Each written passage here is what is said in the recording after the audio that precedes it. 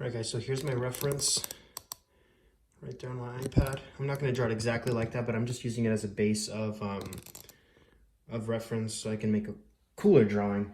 I'm just going to be using this piece, this really old piece of Grumbacher Finest Soft Pastels for Artists. It's a really old piece, probably much older than I am. I'm not sure exactly what the year is, but the box is super old. It's like a hot pink burgundy crossover, kind of reddish. You'll see when I put it down on the page. I like the color, and I already made one this morning with that color. So I'm going to treat it just like a piece of charcoal and use it as my only tool, except for this kneaded eraser. So let's get right into it. I'm going to be really expressive with this piece. I'm going to put in a shadow there. I think the eye line's going to be right around here, so I'm going to make this eye here. Establish where the nose is going to be, right around there.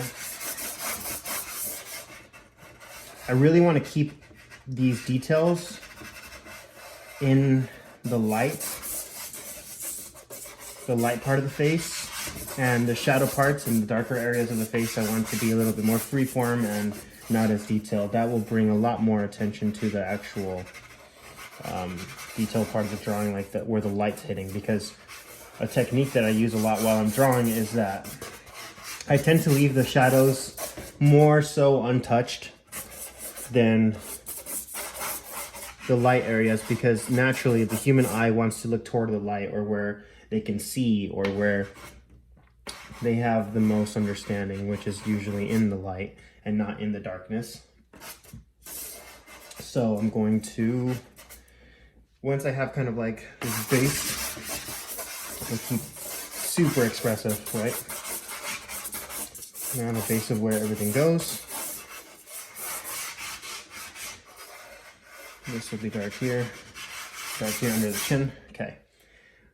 I'm going to blend this part here with my hands, make it like a nice mid-tone to build off of, but it is going to be lighter there. I'm just going to use the kneaded eraser to make some more highlights there after I come back in with a little bit, some of these, that I lost some of these darks, so I'm going to drop back in some of these dark values.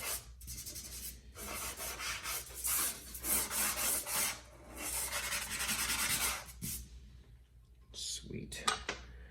Now I'm going to take this kneaded eraser, I'm going to look at where these highlights are and try to pop them in expressively as well, but a little bit more careful than I do with the pastel in the dark areas. Just push these lights a little bit and give it a little bit of depth, a little bit of dimension. Very rarely is anything ever completely black or completely white in a portrait. It's usually a series of grays or midtones. Here it's not going to be gray because we're working with this maroon burgundy hot pink color. I don't know what to call it, but it's not sanguine, because sanguine's a little bit more earthy, but yeah, just be sensitive with your highlights. Make sure that you're picking and choosing them very cautiously, because this is where the details matter. This is where people are looking at your drawing and judging it and feeling it, seeing what it means to them, seeing what they experience with your drawing. It's going to be here mostly, somewhat also in the expression on the sides, but that's more organic. That's not as structural. The structure comes here in the details of the light.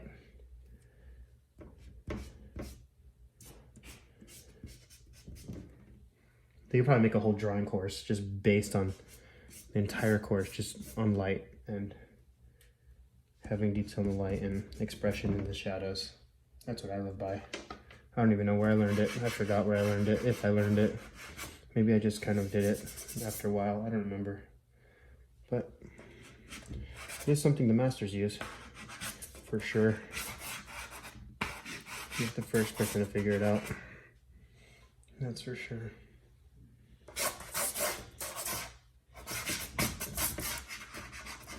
Let's get a little bit gestural and crazy on this side. some line work, just a little bit of a gesturing out here gives it, add a little bit of depth to it. Kind of give it a little bit more thoughtful shape on that side.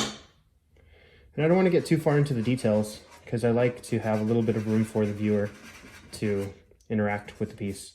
The more things you finalize for the viewer, the less they have to interact with it. So if I have a lot more expression, in the piece, it gives them a lot more room to, the viewer a lot more room to kind of fill things in themselves, and they feel a lot more involved with it. They feel like it's a part of them, not just the piece they're looking at, you know?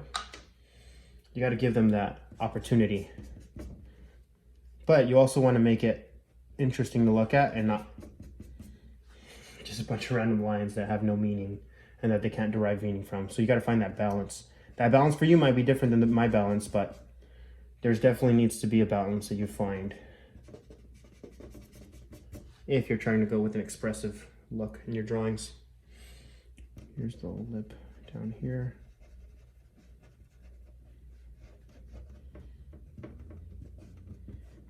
I'm trying to compare which parts of the face are lightest to the other light parts of the face and seeing where I need to bring this, pull these values out the most.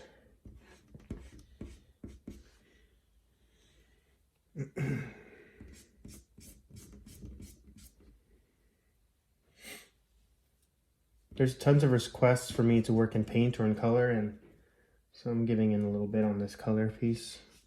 Planning to make 3 pieces of this today so that I can have kind of a bit of a series, a little series going on with it.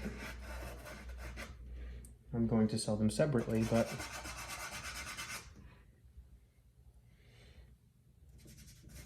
they'll be similar. A little bit more details in the shadow. That's nice, I like that.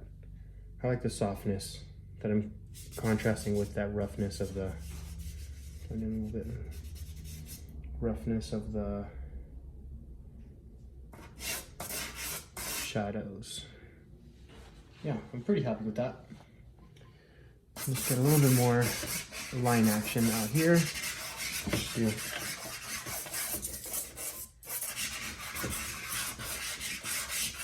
Add a little bit of more chaos to it.